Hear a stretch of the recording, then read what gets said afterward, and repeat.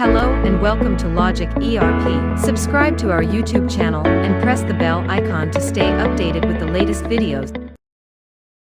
In this video, we'll explore the Rate CF feature in Logic ERP and see how options like Default, Quantity CF, Lot CF, Item CF, and Per Unit impact rate calculations for accurate pricing. So let's get started.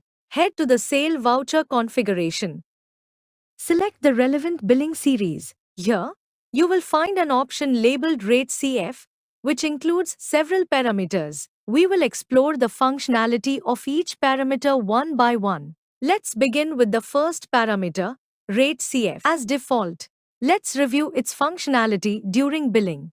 Before proceeding, we will first examine an item setup along with its defined conversion factors, which will be used in the upcoming billing transaction. Here, we have already defined the conversion factors. Conversion 1 represents a dozen, which contains 12 units, and conversion 2 represents a case, which contains 144 units.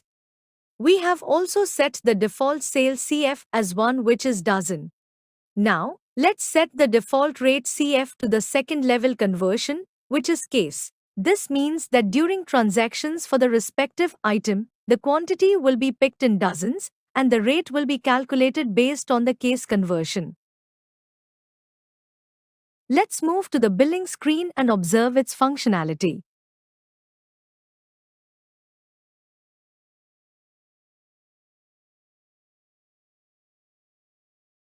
As you can see, the software has automatically selected the pack using the dozen conversion factor and is calculating the rate based on the case conversion factor. The Rate CF column also displays the current rate applied to the item by the system. As observed, it is correctly showing the second level conversion, which is case, along with its quantity per case, which is 144 units. Now, let's move on to the second parameter, Rate CF, as Quantity CF, and observe its impact during billing.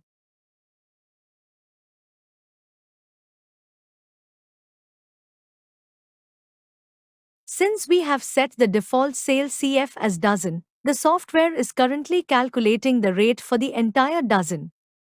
Now, let's change the conversion to per unit. As observed, the system is now displaying the rate for a single unit. Now, let's move on to the next parameter, Rate CF as Lot CF, and observe its impact during billing. Before proceeding with the transaction, let's first review the item purchase bill. Here, you can observe that a conversion factor has already been defined for this item. However, we have purchased two different lots with varying units per pack, both at the same price.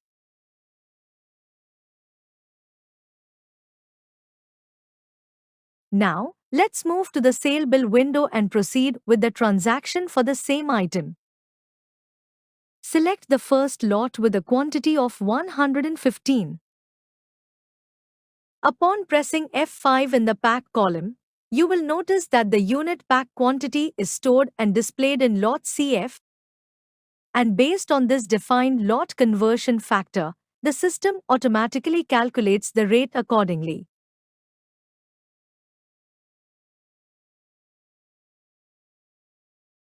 Now, let's move on to the next parameter, Rate CF as Item CF1, and observe its impact on billing.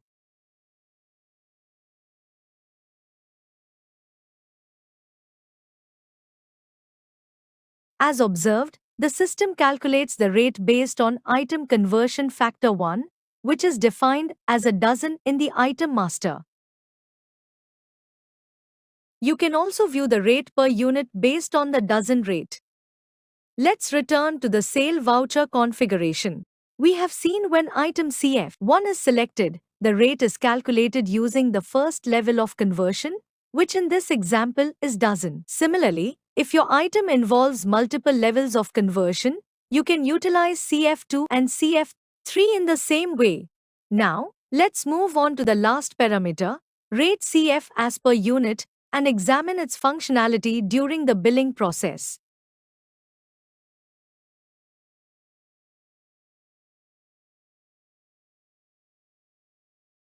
As observed, the rate is calculated based on the per unit value of the item.